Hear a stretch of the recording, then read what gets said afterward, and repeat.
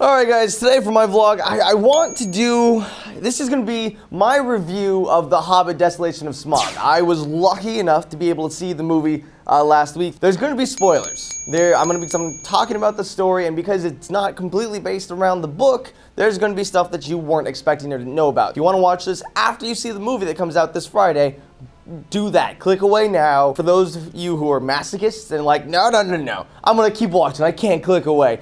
I'm gonna be subtle. I'm gonna be subtle with the spoilers, and unless there's something really big, I'm like, dude, click away. This is gonna be a hot button topic. If you want to watch later, click down below. There's a watch later tab that you probably didn't even know about it. Watch this video on Saturday or when you watch the movie after that. So to start things off, the Desolation of Smaug really reminded me of how I felt when they first announced The Hobbit was going to be in 3 movies. One small book into 3 movies. How I felt at the time was, no, don't do that. That's too much. You can't spread it that thin. And then I saw The Hobbit, like the first movie, and I was like, oh, well, this actually, this works. This makes sense. I could see this happening. They'll divide it with all the story and all the characters being defined, and then you'll have the section with Smaug, and then you'll have the Battle of the 5 Armies. Okay, I can see this working. After seeing this movie, whoop, takes me right back to the beginning where I'm like, no, this did not need to be 3 movies. Before I go any further, let me set the precedence here that I recommend you watch this movie in theaters. It is a beautiful Lord of the Rings movie, and just like all the other movies in the saga, it's just not the same on a small screen, so it's worth the money. So apparently, originally, The Hobbit was just going to be 1 movie, and then Peter Jackson came in and said, no, I'm going to do 2 movies because I'm going to add all this extra stuff from the lore of the Lord of the Rings. Alright, that's pretty cool. 2 books. But then, it got to the point where after they shot it, Peter Jackson's like, ooh, yeah, I'm not going to be able to edit this down into 2 movies, so we're doing 3 movies. So that's why we have 3, because Peter Jackson can't edit a movie. Peter Jackson added a lot of stuff, which takes me to my first gripe about Desolation of Smaug. They added the female elf that you've seen in the trailer. She's not even part of the Lord of the Rings lore. She wasn't in, this is not J.R.R. Tolkien's character. This is something that Peter Jackson made up to put in the movie. At first, she kind of fits in there being like the balance of Legolas, who Legolas in this movie is not like you know from Lord of the Rings. He's much more like, all right, screw the dwarves. We don't need to help them. We are elves. Let's look out for ourselves. I am a general type person, and I'm going to listen to my king. So now we have her to balance that out.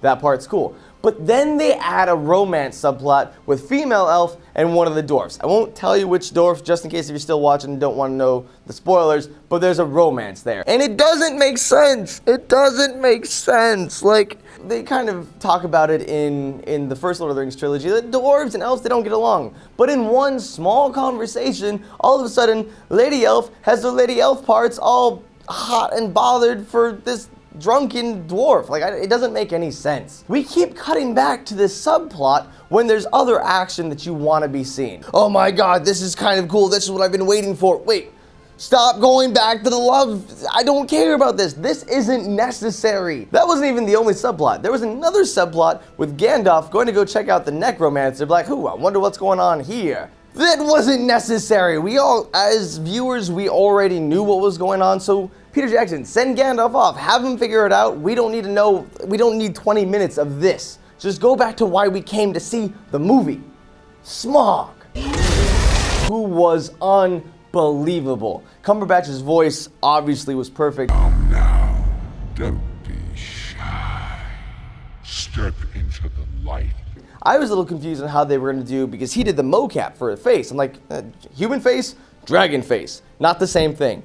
Nope. Looks fucking fantastic. As soon as you see him kind of come out of the gold, you're like, this is why I came to see this movie. I wish there wasn't all this other shit I didn't need to know about that got in the way of me and my dragon right now. Just too many subplots that weren't necessary is really part of the downfall of this movie. It didn't need to happen. You could have easily taken out all the shit that you didn't need from the first Hobbit movie, and then taken all the shit you didn't need from the Desolation of Smaug and turned it into one amazing movie that would have been 2 hours, maybe 2 hours, 15 minutes. If you want to have that extra stuff in there, you can go up to 2.5 hours. That's okay. It's so easy to combine the 2 movies into one great movie.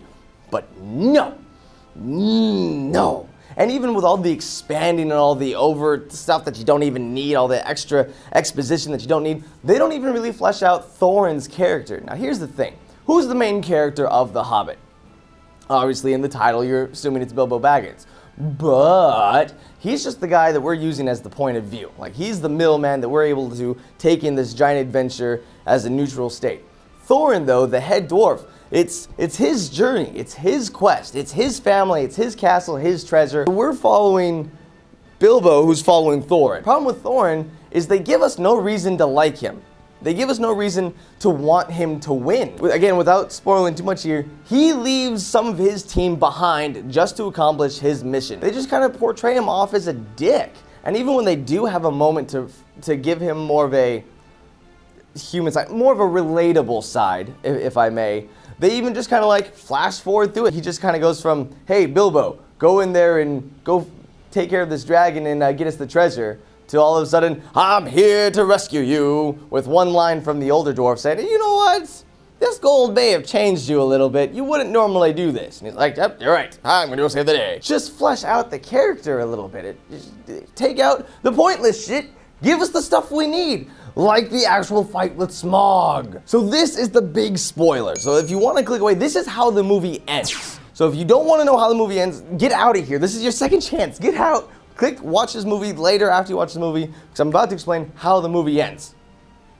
Are you good? Are you here because you want to be here? Cool. Are you here because you already saw the movie Desolation of Smaug? All right, let's do this. The fight scene with the dragon is epic. The dwarves come together. They're helping each other out. It's fun because it really is a kid's book, so it's a little over the top, and that's okay.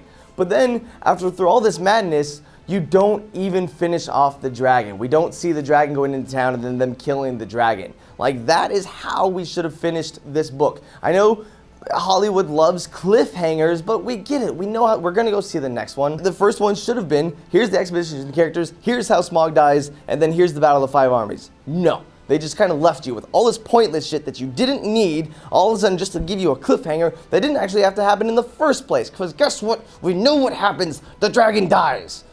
Not in this movie, though. So now the third movie is going to start, and you're going to have the Battle with the Dragon and Battle of the Five Armies and all this coming together. So either it's going to be way too much in one movie, or it'll be the most exciting of the three movies.